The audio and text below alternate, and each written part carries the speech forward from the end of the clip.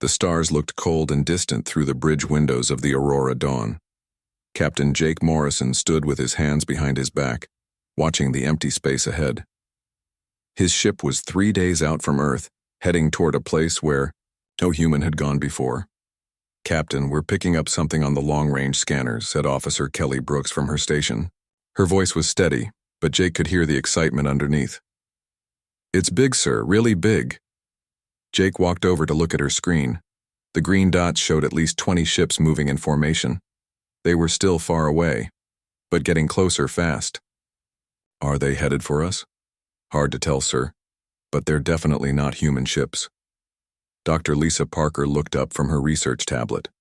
She was the ship's expert on alien life, though she had never actually met any aliens before. Nobody had. "This could be it," she said quietly. "First contact." Lieutenant Cole Adams, the ship's Marine commander, checked his sidearm without thinking about it. "Or it could be trouble," he said. His job was to keep everyone safe, and unknown ships made him nervous. Jake made his decision quickly. "Kelly, send out a standard greeting message on all frequencies. Let them know we come in peace." He paused. "And Cole, have your people ready, just in case." The next few hours moved slowly. The alien ships got closer, and the Aurora Dawn's crew could see them better. They were dark and angular, covered in spikes and armor plating. They looked like they were built for war. "Sir, we're getting a response," Kelly said. "It's different. The language is unlike anything I've heard before." Lisa moved to the communication station. She had studied xenolinguistics, the science of alien languages that might exist. "Play it back slowly. Maybe I can find patterns."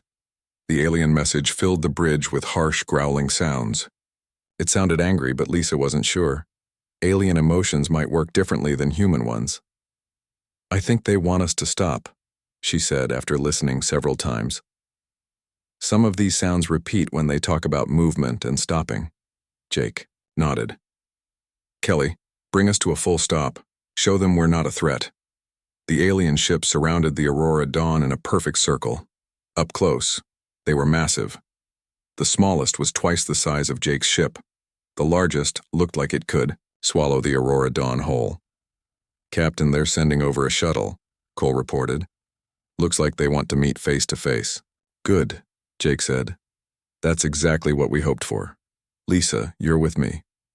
Cole, bring 2 Marines, but keep your weapons holstered, unless I say otherwise."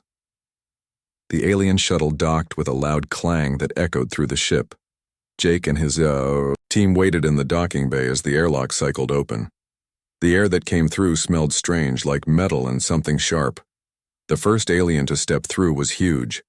It stood 12 feet tall on powerful legs. Its skin was covered in dark green scales that looked harder than steel. Sharp claws extended from its fingers, and its yellow eyes looked at the humans like they were studying prey. More aliens followed, all just as large and frightening. They wore armor that matched their ships, dark, spiked, and built for battle. The leader had more decorations on his armor, marking him as someone important. "I am Commander Zethkar of the Vorthak Empire," the alien said in broken English. His voice was deep and rough. "You are in our space. Why are you here?" Jake stepped forward, keeping his hands visible and empty. "I'm Captain Jake Morrison of the Earthship Aurora Dawn. We're explorers. We come in peace, hoping to make friends with other races among the stars." Zethkar's eyes narrowed. The other aliens shifted, and Lisa noticed they moved their hands closer to their weapons. "Peace?" Zethkar said the word like it tasted bad. "You speak of peace, but you bring weapons. Your ship has guns." "Only for defense," Jake said quickly. "We never shoot first, we only want to talk and learn about each other." "Talk," Zethkar repeated. He looked at his warriors, and some of them made sounds that might have been laughter. "In Vorthak culture, the weak talk. The strong take what they need." Lisa stepped forward. She had studied alien cultures in theory, but this was different than anything in her books. "Commander Zethkar, we believe that different species can help each other. Humans have things to offer, and we'd like to learn from the Vorthak too." Zethkar stared down at her. She was tiny compared to him, barely reaching his chest even though she was tall for a human. What could something so small and soft offer the Vorthak? You have no claws, no armor, no strength, you are prey animals. Cole's hand moved toward his weapon, but Jake caught his eye and shook his head slightly. This was exactly the kind of misunderstanding that could start a war. Commander, humans may be different from Vorthak, but we've survived and grown strong in our own way, Jake said. We've learned to work together, to solve problems with our minds as well as our strength. Working together, Zethkar said, and this time he definitely sounded amused. Pack hunting. Even prey animals do that when they are desperate. The meeting went downhill from there. Every human gesture of friendship, the Vorthak saw as weakness. When Jake offered gifts from Earth, Zethkar saw it as tribute from a defeated enemy. When Lisa tried to share information about human science, the aliens thought she was begging for mercy. The final mistake came when Jake extended his hand for a handshake. In human culture, it was a sign of friendship and equality. But Zethkar saw the empty hand as a sign of surrender. He grabbed Jake's wrist with his clawed hand, not hard enough to hurt but firm enough to show his dominance. You offer submission, Zethkar said. Good. The Vorthak accept. Your ship and crew now belong to the Empire. That's not what I meant, Jake said, trying to pull his hand back. The handshake is a greeting between equals.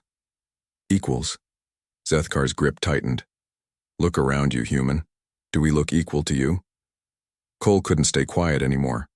Let him go, he said, his hand moving to his weapon. The Vorthak warriors responded instantly, drawing energy weapons that hummed with dangerous power. Cole's Marines brought up their rifles, and suddenly the docking bay was full of weapons pointed at each other. Stop! Jake shouted, but it was too late. Fear and misunderstanding had taken over. The shooting started when one of Cole's Marines, nervous and scared, accidentally fired his rifle. The energy blast hit the ceiling, but the Vorthak saw it as an attack. Their weapons answered with beams of red light that burned through metal. Jake dove for cover, pulling Lisa with him. Cole and his Marines returned fire while backing toward the exit. The Vorthak advanced, their armor protecting them from most of the human weapons. Fall back, Jake ordered. Everyone to the bridge. The humans retreated through the ship's corridors while the Vorthak followed, destroying everything in their path. Emergency alarms screamed, and the lights flickered as power systems failed. On the bridge, Kelly was already starting the engines. Captain, I can get us out of here, but the docking clamps are still attached. Break them, Jake shouted as he stumbled onto the bridge. Lisa was bleeding from a cut on her forehead, and Cole's armor was scorched from an energy blast. The Aurora Dawn's engines roared to life, tearing free from the alien shuttle with a screech of twisted metal. The ship lurched forward, heading for open space. Behind them, Zethkar stood in the ruined docking bay and watched the human ship flee. His warriors wanted to pursue and destroy it, but he raised a clawed hand to stop them. Let them run, he said. They have shown their true nature. When cornered, even prey animals will fight. But they are still prey. As the Aurora Dawn jumped to hyperspace, Jake looked at the damage reports flooding his screens. Half his ship was destroyed, 3 crew members were injured, and humanity's first contact with aliens had ended in violence. Sir, Lisa said quietly, what do we do now? Jake stared at the stars streaming past the windows. Somewhere out there, an alien empire now saw humans as weak enemies to be hunted. The dream of peaceful first contact had become a nightmare. Now, he said, we survive.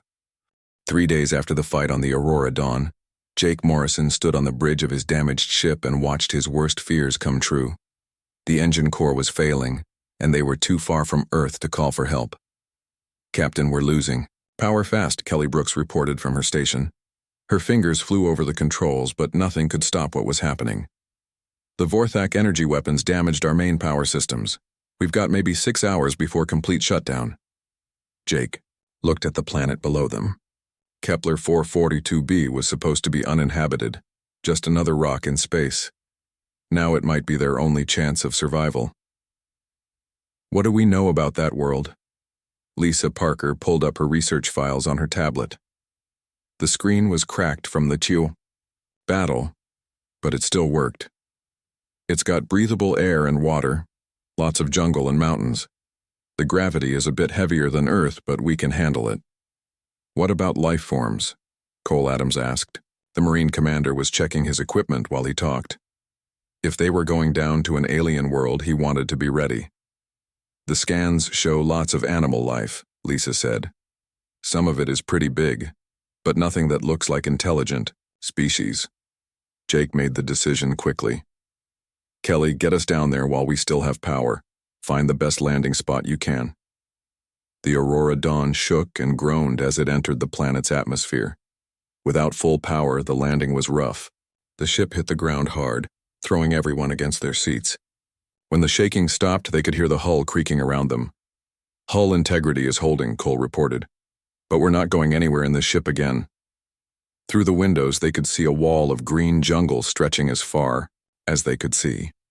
The trees were massive, some reaching hundreds of feet into the air. Strange sounds came from the forest. Calls and roars from creatures they had never heard before. Sir, Kelly said quietly. I'm picking up ships in orbit. Vorthak ships. Jake felt his stomach drop. How many? At least 5. They're scanning. The surface, they know we're here. Lisa stood up and gathered her research equipment. If they're coming for us, we can't stay with the ship. It's too easy to find. She's right, Cole said. We need to move into the jungle, find a place to hide until we can figure out what to do next. Jake looked around at his crew. There were 18 people on the Aurora Dawn, including himself. Some were injured from the battle. None of them were trained for survival on an alien world, but they didn't have a choice. Everyone take what you can carry, he ordered. Food, water, medical supplies, and weapons. We leave the ship in 1 hour. The jungle was hot and humid. The air was thick and hard to breathe, filled with the smells of rotting plants and strange flowers. The ground was soft under their feet, covered in layers of dead leaves and moss. Lisa walked near the front of the group, using her tablet to scan the area around them. The air is safe to breathe, she said, but there are a lot of chemicals in the plants that could be dangerous if we eat the wrong things. Behind them, explosions lit up the sky. The Vorthak had found the Aurora Dawn and were destroying it with their energy weapons. Jake watched his ship burn and felt a piece of his heart die with it. Captain, Cole said, pointing to the sky. They're sending down landing parties. Jake could see the small ships coming down through the clouds. They were fast and maneuverable, perfect for hunting in dense jungle. How long before they find us? Not long, Cole answered. Maybe a few hours if we're lucky. They moved deeper into the jungle, following what looked like an animal trail. The sounds around them were getting stranger, roars and clicks and whistles from creatures hiding in the trees above them. Lisa stopped suddenly and held up her hand. Everyone be quiet, she whispered. In the distance, they could hear voices. Harsh, growling voices speaking in the Vorthak language. The hunting parties had landed and were already tracking them. This way, Cole whispered, leading them off the trail and into thicker jungle. The plants grew so close together that they had to push through them, leaving broken branches behind. They moved for hours, trying to stay ahead of their pursuers. But the Vorthak were good hunters, and they knew how to track prey through difficult terrain. Every time the humans thought they had gotten away, they would hear those rough voices getting closer. As the sun began to set, Jake called for a rest stop. His people were exhausted, and some of the injured crew members were having trouble keeping up. They found a small clearing next to a stream and set up a temporary camp. We can't keep this up, said Dr. Ben Taylor, the ship's medical officer. He was treating a crew member who had twisted her ankle. Some of these people need real rest and medical attention. The Vorthak will find us if we stop, Cole argued. They're tracking us by our scent, our body heat, the damage we do to the plants as we move. They're built for this kind of hunting. Lisa was studying her tablet, looking at readings from the area around them. There's something else we need to worry about, she said quietly. The local wildlife is getting more active. My scanners are picking up some really big life forms moving through the jungle. How big? Jake asked. Big enough to be dangerous to us, and some of them are moving toward our location. As if her words had summoned them, a loud roar echoed through the jungle. It was deep and powerful, the sound of something that feared nothing in this world. The human camp fell silent, everyone looking toward the dark trees around them. Pack up, Jake ordered quietly. We move now. But it was too late. Lights appeared in the jungle around them, the energy weapons of Vorthak hunters. Commander Zethkar stepped into the clearing with 6 of his warriors behind him. Human prey, he said, his yellow eyes reflecting the light from their weapons. You run well for such weak creatures, but the hunt is over. Jake stepped in front of his crew, even though he had no weapon that could hurt the aliens. Commander, we're not your enemies, we just want to survive. Zethkar laughed, a sound like rocks grinding together. Survival is for the strong. The weak exist only to feed the strong. One of his warriors stepped forward and grabbed Kelly Brooks by the arm. She cried out as his claws dug into her skin. This one is small and fast. She will make good sport when we hunt her through the jungle. Let her go, Cole shouted, raising his rifle. The Vorthak weapon swung toward him, but before anyone could fire, the jungle exploded with sound and movement. Something massive crashed through the trees, roaring with rage and hunger. The creature that burst into the clearing was like nothing from Earth. It walked on 6 legs, each one ending in claws as long as swords. Its head was covered in spikes, and its mouth was full of teeth designed for tearing apart large prey. The Vorthak warriors opened fire on the creature, their energy weapons burning holes in its thick hide. But it was too big and too angry to stop. One of its claws swept across the clearing, catching a Vorthak warrior and throwing him into a tree with a sickening crack. Run! Jake shouted to his crew. In the chaos of the attack, the humans scattered into the jungle. Lisa found herself separated from the others, running alone through the dark forest. Behind her, she could hear the sounds of battle, energy weapons firing, the creature roaring, and Vorthak voices shouting orders. She ran until her lungs burned and her legs felt like they would collapse.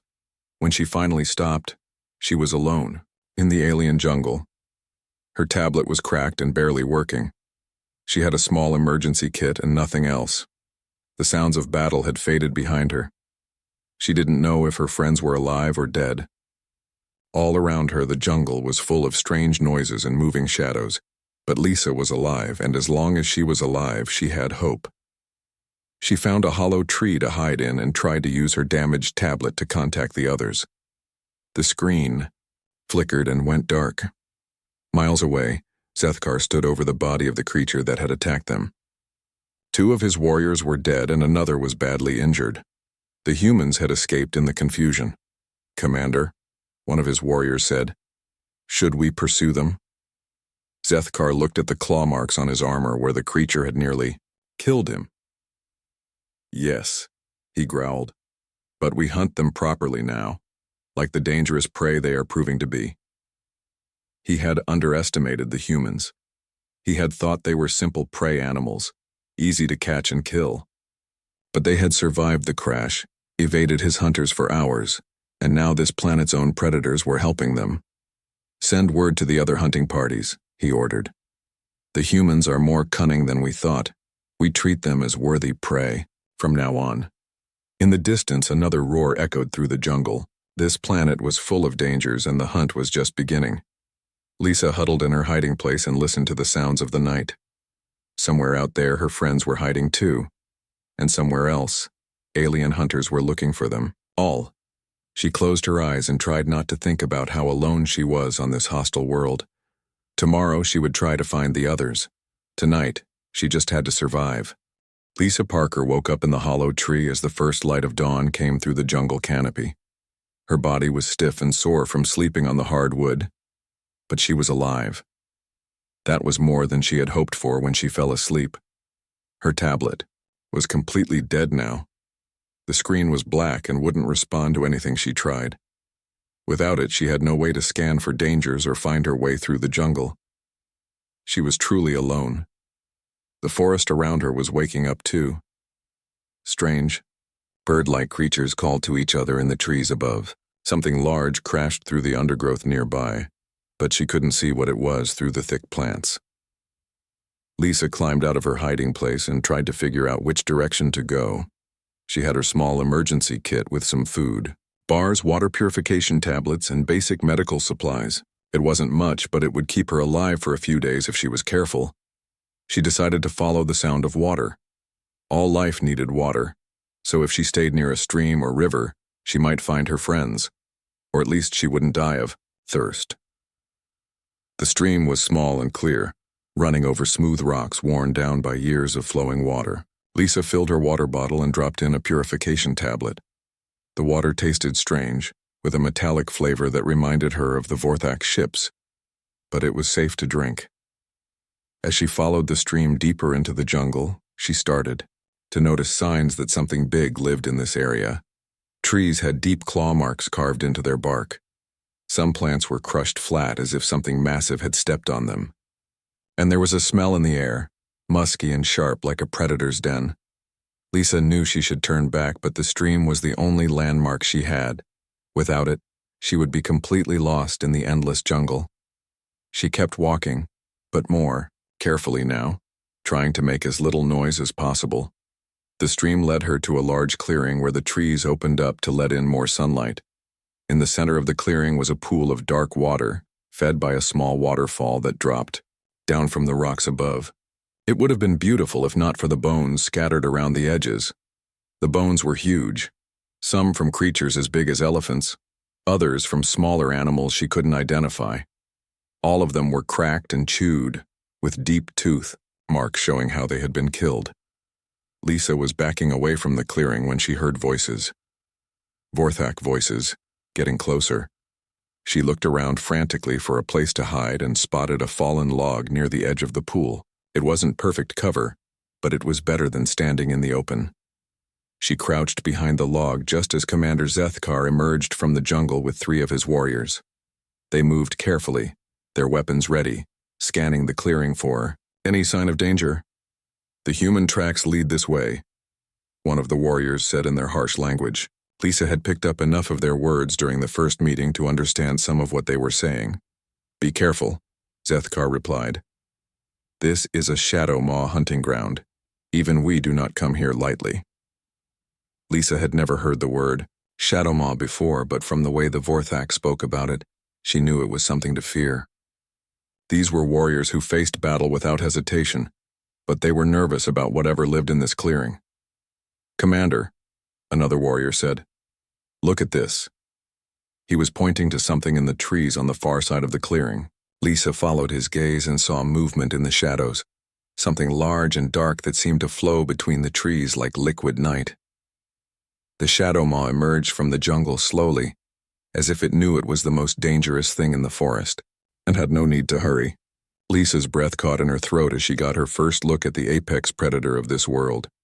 It was 30 feet long from nose to tail, built like a giant cat but covered in scales that looked like pieces of black glass.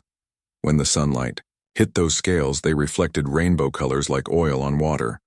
Its eyes glowed with a soft blue light, and when it moved, patterns of bioluminescence rippled along its sides. But there was something wrong with it. Dark fluid dripped from wounds in its side, and one of its front legs moved strangely as if it was injured. The creature was breathing heavily, and Lisa could see pain in the way it held itself. "It's wounded," one of the Vorthak warriors whispered. "Someone has already fought it." Zethkar stepped forward, his energy weapon lowering slightly. In Vorthak culture, Lisa remembered apex predators were sacred. They represented everything the warrior race admired: strength, skill, and the will to dominate. "A shadow maw is the perfect hunter," Zethkar said, his voice filled with something like reverence.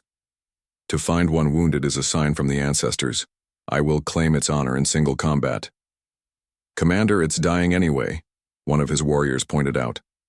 "Why, risk yourself?" Zethkar turned to glare at the warrior. "Because a true Vorthak faces the greatest challenges. If I can defeat a shadow maw, even a wounded one, my name will be remembered forever."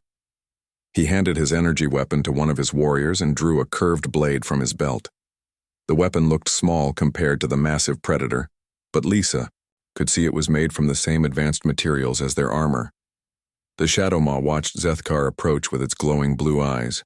It was intelligent enough to recognize a challenge when it saw one. Despite its injuries, it raised itself to its full height and let out a roar that shook the trees around the clearing. The sound hit Lisa like a physical blow. She pressed herself against the ground behind her log, her hands over her ears. The roar seemed to go on forever, a declaration that this creature was still the master of its domain, wounded or not. Zethkar answered with his own battle cry and charged forward with his blade raised. For a moment, Lisa thought she was watching a dance. The alien warrior moved with incredible grace and speed, dodging the Shadow Maw's claws while striking with his weapon. But the predator was too big, too fast, and too angry. Pain made it desperate, and desperation made it dangerous. One of its massive paws caught Zethkar across the chest, sending him flying through the air to crash against the rocks near the waterfall. The Shadow Maw followed, moving faster than something that size should be able to move. Its jaws opened wide, showing teeth as long as Lisa's arm. Zethkar rolled aside just as those jaws snapped shut where his head had been a moment before, but the effort cost him. Lisa could see that his armor was cracked and dark fluid was seeping from the breaks. He was injured, maybe badly, and the Shadow Maw was far from finished with him. The battle continued for several more minutes, but the outcome was becoming clear. Zethkar was skilled and brave, but he was fighting a creature that was born to kill. Every time he struck with his blade, the Shadow Maw's thick scales turned the weapon aside. Every time he dodged, he moved a little slower. Finally, the inevitable happened. The Shadow Maw's tail swept around and caught Zethkar in the legs, knocking him down. Before he could get up, one of the creature's massive paws pinned him to the ground. Lisa heard ribs crack under the pressure. Zethkar tried to reach for his blade, but it had been knocked away in the fall. The other Vorthak warriors started to move forward, but their commander gasped out an order to stay back. This was his fight, even if it killed him.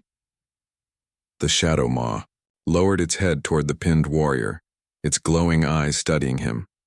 Its mouth opened slightly, showing those terrible teeth, but instead of delivering a killing bite, it paused. Lisa realized the creature was dying. The wounds in its side were worse than she had first thought. Dark blood was pooling on the ground beneath it, and its breathing was getting more labored. It was using its last strength to hold Zethkar down, but it couldn't do much more than that. Both predators were trapped, the Shadow Maw by its injuries and Zethkar by the creature's weight. They stared at each other, warrior and apex predator, both proud and both dying. Lisa watched from her hiding place and felt her heart breaking. She was a xenobiologist, trained to study and preserve life in all its forms. Here were two magnificent creatures killing each other for reasons that seemed pointless now. The Shadow Maw's breathing became more shallow. Its bioluminescent patterns began to fade. Soon it would be dead, and probably Zethkar with it. The other Vorthak warriors might be able to move the body, but their commander would likely be crushed by then. Lisa knew she should stay hidden. The Vorthak were hunting her and her friends. Zethkar had ordered their deaths. Every rational thought told her to let events take their course. But she couldn't. She was a healer at heart, and she couldn't watch any creature suffer when she might be able to help. Lisa stood up from behind her log and stepped into the clearing. The three Vorthak warriors saw her immediately and raised their weapons, but she ignored them. She walked straight toward the dying Shadow Maw and its trapped prey. "Human!" one of the warriors shouted. "Stay back or we will fire!" But Lisa didn't stop. She knelt down next to the Shadow Maw's massive head and looked into its glowing blue eyes. The creature was beautiful, even dying. Its scales caught the light like jewels, and the patterns on its hide were intricate beyond anything humans could create. "I'm sorry this happened to you," she whispered to the predator. "You deserve better than this." The Shadow Maw's eyes focused on her with what looked like surprise. In all its life, nothing this small had ever approached it without fear. Lisa reached out slowly and touched the creature's snout. Lisa worked quickly with her small medical supplies, trying to stop the worst of the Shadow Maw's bleeding. The creature's wounds were deep, burned by Vorthak energy weapons during some earlier fight. The edges were infected and painful, but she did what she could with antiseptic and bandages meant for humans. The three Vorthak warriors stood frozen at the edge of the clearing, their weapons still pointed at her. They didn't understand what they were seeing. In their culture, enemies killed enemies, prey ran from predators. The weak served the strong. But this small human was helping both their sacred apex predator and their trapped commander. Should we stop her? One of the warriors asked in their own language. I don't know, another replied. She's helping Commander Zethkar, too. The Shadow Maw's breathing had become steadier as Lisa worked. The great creature's glowing blue eyes never left her face. It seemed to understand that she was trying to heal it, something that had probably never happened to it before. On this world, creatures either fought or fled. They didn't kneel down and offer help. Under the Shadow Maw's massive body, Zethkar watched Lisa's hands move with gentle precision. His ribs were broken, maybe his leg too, but he was alive. The human could have let him die, should have let him die considering what his people were doing to hers. Why do you help us? He asked her quietly. His voice was weak from pain, but he needed to understand. Lisa didn't stop working as she answered. Because you're both hurt, and I can help. It's what we do. We are enemies, Zethkar said. I came here to hunt you, to kill you. I know, Lisa replied. She was cleaning the infected edges of the Shadow Maw's wounds, trying to be as gentle as possible. But that doesn't mean I want you to die. Zethkar stared up at her in confusion. In Vorthak culture, enemies were meant to be destroyed. If you showed mercy to the weak, they would only grow strong enough to threaten you later. It was the first law of survival that every Vorthak child learned. But this human was showing mercy to him, and he was definitely not weak by her standards. He was 12 feet tall, covered in natural armor, armed with weapons that could cut through steel. He had come to this planet specifically to hunt down her and her crew, yet she knelt beside him, using her limited medical supplies to help both him and the creature that had been about to kill him. The Shadow Maw made a sound, not a roar this time, but something softer, almost like a cat purring, but deeper and more complex. The patterns of light along its sides began to pulse in slow, steady rhythms. I think it's calming down, Lisa said, more to herself than to anyone else. The pain is getting better. She had used most of her medical supplies on the creature's wounds, but they were clean now, and the bleeding had stopped. The Shadow Maw was still badly injured, but it wasn't dying anymore, at least not quickly. Now she turned her attention to Zethkar. His armor was cracked across the chest, and she could see that several of his ribs were broken. There was internal bleeding, too. She could tell from the way he was breathing. I need to get you out from under there, she said. Can you move at all? I think my leg is broken, Zethkar admitted. And the weight? It's hard to breathe. Lisa looked up at the Shadow Maw's massive form. The creature had to weigh several tons. She couldn't move it by herself, and she wasn't sure if asking the Vorthak warriors for help was a good idea. They might decide to shoot her instead. But as she studied the situation, she noticed something. The Shadow Maw was supporting most of its weight on its other legs. It was pinning Zethkar down, but not crushing him completely. If she could get it to shift slightly. I'm going to try something, she told Zethkar. Trust me. Lisa moved back to the Shadow Maw's head and looked into those glowing blue eyes. The creature watched her approach without fear or aggression. She reached out and touched its snout again the way she had before. I need you to move just a little, she said softly. Can you do that? For him? The Shadow Maw tilted its massive head slightly as if it was trying to understand her words. Then, very slowly, it began to shift its weight. The paw that was pinning Zethkar lifted just enough for him to slide out from underneath. Zethkar gasped as the pressure came off his chest. Lisa helped him move away from the creature, supporting his weight as best she could. He was much heavier than a human, but adrenaline gave her strength she didn't know she had. Once Zethkar was safe, the Shadow Maw lowered itself carefully to the ground. Its injuries were making it weak, and it needed to rest. but it positioned itself in a way that formed a protective circle around both Lisa and the injured Vorthak commander. The three warriors finally approached, lowering their weapons. They had never seen anything like this. Their sacred predator was protecting a human and their injured commander together. "Commander," one of them said, "we should get you back to the ship for medical treatment." Zethkar tried to sit up, but the pain in his ribs made him gasp and fall back down. "No," he managed to say. "Not yet." Lisa was checking his injuries as carefully as she could. Without proper medical equipment, there wasn't much she could do about internal bleeding or broken bones, but she could make him more comfortable. "You need surgery," she told him honestly. "Some of these injuries are beyond what I can treat here." "Will I live long enough to reach our medical bay?" Zethkar asked. Lisa considered the question seriously. "Maybe, if you don't move too much and we can stop the internal bleeding." She used the last of her supplies to do what she could for him. It wasn't much, but it might buy him the time he needed. As she worked, the Shadow Maw watched them both with its glowing eyes. The great predator was dying too. Lisa's treatment had helped, but the creature had lost too much blood. Its breathing was getting shallow again, and the light patterns on its sides were fading. "It saved my life," Zethkar said quietly, looking up at the Shadow Maw. "When you helped it, it helped me in return." "Animals are often kinder than we expect them to be," Lisa replied. "Even predators have feelings, have bonds with others." The Shadow Maw lowered its massive head until it was resting on the ground next to them. Its eyes were still bright, but Lisa could tell it was using the last of its strength.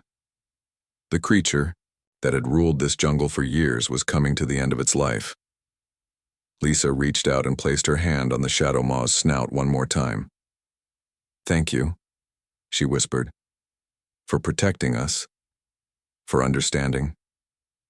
The creature's eyes focused on her face with what looked like gratitude. Then very gently, it shifted its massive body until it was curled around both Lisa and Zethkar. Its head came to rest near theirs, and its breathing began to slow. "It's dying," Zethkar said. There was sadness in his voice that surprised Lisa. She hadn't expected a warrior to mourn for anything. "Yes," she agreed, "but it's not dying alone, and it's not dying in pain." The three Vorthak warriors watched in silence as their commander and a human enemy sat together, under the protection of the greatest predator their culture had ever known. Nothing in their training had prepared them for this moment. As the sun moved across the sky above the jungle canopy, the Shadow Maw's breathing became slower and more peaceful. Lisa kept her hand on its snout, offering what comfort she could. Zethkar, despite his own injuries, reached out with one clawed hand to touch the creature's side. "In our legends," Zethkar said softly, "the Shadow Maw is the perfect hunter. Strong, fearless, without mercy for the weak." "Maybe," Lisa said. "Your legends are missing something important." "What is that?" Lisa looked at the dying predator, then at the injured alien commander, then at the warriors who had come here to kill her. "Maybe real strength isn't about hunting or fighting. Maybe it's about choosing to help even when you don't have to." Zethkar considered her words as the Shadow Maw's breathing grew even slower. The creature's eyes were still bright, still intelligent, but Lisa could see death approaching. "Human," Zethkar said. "What is your name?" "Lisa," she replied. "Lisa Parker." "Lisa Parker," he repeated, pronouncing it carefully. "Why did you help us when we came here to kill you?" Lisa thought about the question for a long moment. Around them, the jungle was quiet except for the sound of the Shadow Maw's breathing. "Because someone needed help, and I could give it. That's what makes us human, I think. We help, even when it's dangerous, even when it doesn't make sense." The Shadow Maw took one last deep breath. Its glowing eyes looked at Lisa with what she could only describe as peace. Then the great predator died, its body relaxing around them like a living blanket. In the silence that followed, Zethkar stared up at the jungle canopy and tried to understand what he had just witnessed. Everything he had believed about strength and weakness, about enemies and prey, had been challenged in the space of a few hours. "Commander," one of his warriors said quietly. More hunting parties are approaching. What are your orders? Zethkar looked at Lisa, who was still gently stroking the Shadow Maw's snout even though the creature was dead.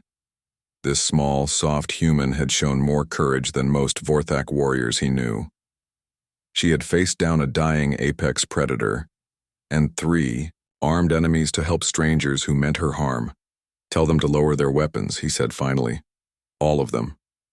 The sound of approaching footsteps through the jungle made Lisa look up from where she sat beside the dead Shadow Maw. More Vorthak warriors were coming through the trees, their energy weapons glowing and ready. She counted at least a dozen of them, maybe more behind the thick jungle plants. Commander Zethkar tried to sit up straighter as his warriors approached, but the pain in his broken ribs made him gasp and fall back. Lisa automatically moved to support him, her hand gentle on his armored shoulder. The approaching Vorthak warriors stopped at the edge of the clearing when they saw the scene in front of them. Their sacred apex predator lay dead, curled protectively around their commander and a human enemy. It was unlike anything they had ever seen. Commander Zethkar called the leader of the new group. We heard weapons fire and came as quickly as we could. What happened here? Zethkar looked at Lisa, then at the body of the Shadow Maw that still sheltered them both. Lower your weapons, he ordered, his voice weak but clear. Sir? The warrior asked in confusion. There is human prey right here. Should we not capture? Sure some. Lower your weapons, Zethkar repeated, louder this time despite the pain it caused him. All of you. That is an order. The Vorthak warriors looked at each other uncertainly, but they obeyed their commander. One by one, the energy weapons powered down and were lowered to point at the ground instead of at Lisa. Commander, the group leader said carefully. You are injured. Perhaps the human attacked you? We can kill it quickly. No, Zethkar said firmly. The human saved my life, and the life of the Shadow Maw, before it died peacefully instead of in pain. Lisa could see the confusion spreading through the group of warriors. In their culture, enemies didn't save enemies. Prey didn't approach predators. The weak didn't help the strong.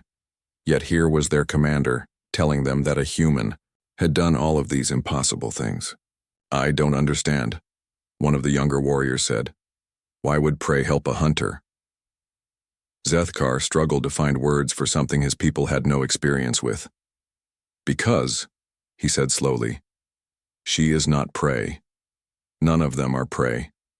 They are something else. Lisa stood up carefully, making sure her movements were slow and non-threatening. She was surrounded by alien warriors who had been hunting her, but somehow she wasn't afraid anymore. Commander Zethkar needs medical attention, she said. His injuries are serious. The human is correct, said the warrior who had been guarding Zethkar during the fight with the Shadow Maw. She treated his wounds with her own supplies. Without her help, the commander would have died under the sacred predator's weight. Murmurs of confusion rippled through the group of Vorthak. The idea that a human would use her own medical supplies to help a Vorthak commander was beyond their understanding. Send word to all hunting parties, Zethkar ordered. The hunt is over. Any human found is to be brought safely to the landing site, not harmed. Sir, the group leader protested, our orders from the Empire are to capture or kill all humans on this world. They attacked our ship first. Zethkar's eyes flashed with anger despite his weakness. I was there during the first contact. The humans offered friendship, and we saw it as weakness. They offered gifts, and we saw it as tribute.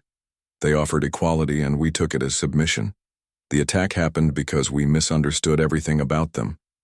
He paused to catch his breath, the effort of speaking taking a toll on his injured body.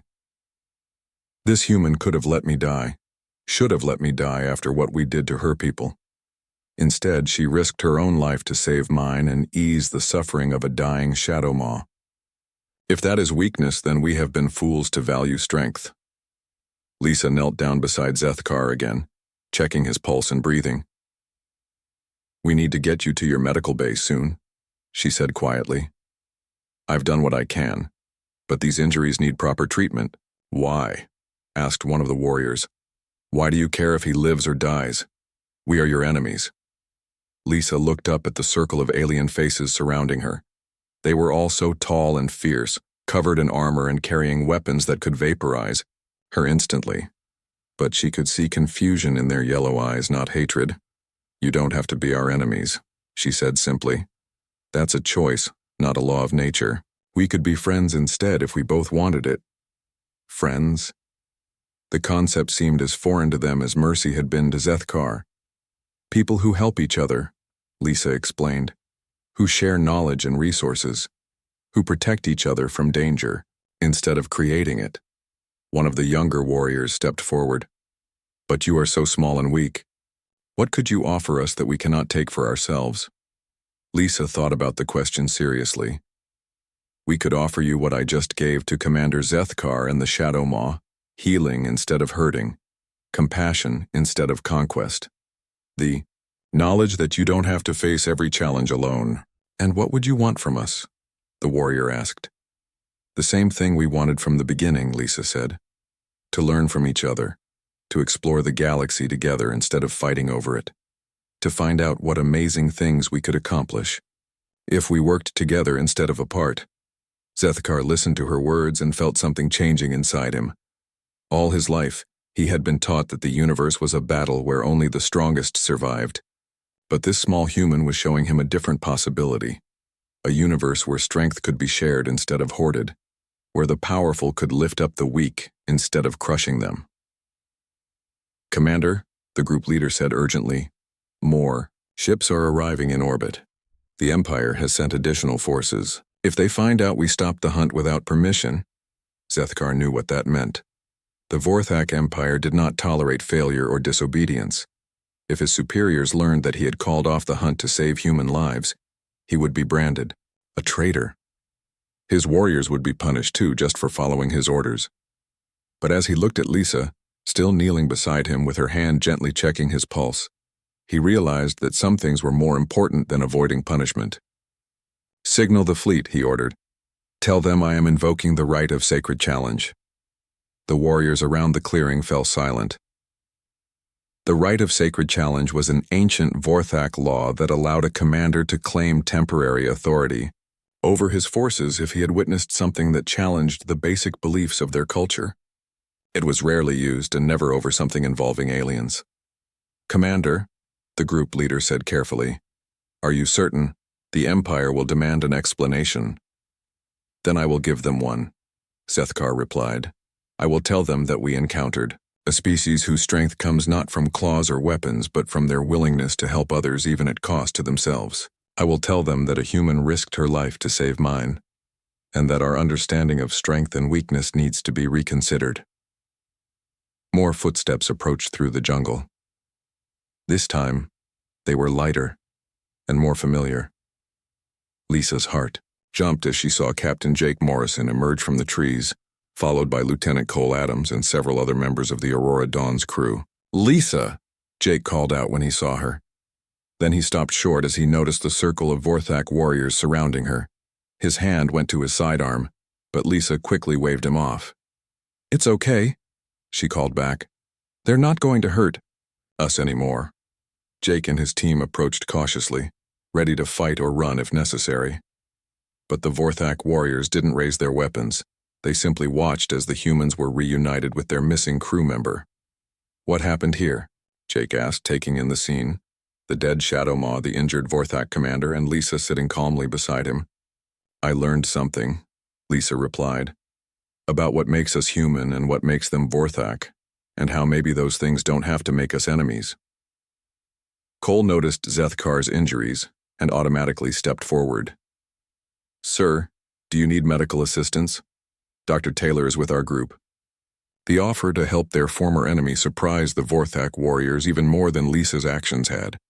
Here was another human, a military officer, offering aid to someone who had been hunting him just hours before. "You see?" Zethkar said to his warriors. "This is what they do. They help, even when logic says they should not." Dr. Taylor came forward and knelt beside Lisa to examine Zethkar's injuries. "These are serious," he said after a quick assessment. But Lisa did good work with what she had. You'll live, but you need surgery soon. Then we get him to his ship, Jake said decisively. Whatever our differences, we don't let anyone die when we can prevent it. As the humans worked together to carefully move Zethkar onto an improvised stretcher, the Vorthak warriors watched in amazement. Every human action contradicted everything they had been taught about how enemies should behave toward each other. Commander, one of the warriors said quietly, what do we tell the Empire about this? Zethkar looked at the humans working to save his life, then at the body of the Shadow Maw that had died peacefully instead of in agony because of Lisa's compassion. We tell them the truth, he said, that we found something stronger than strength, braver than courage, and more honorable than honor itself. As they carried him toward the Vorthak landing site, Zethkar made a decision that would change the relationship between their species forever. Open a communication channel to the Empire fleet, he ordered. Tell them that I am formally requesting a ceasefire anew.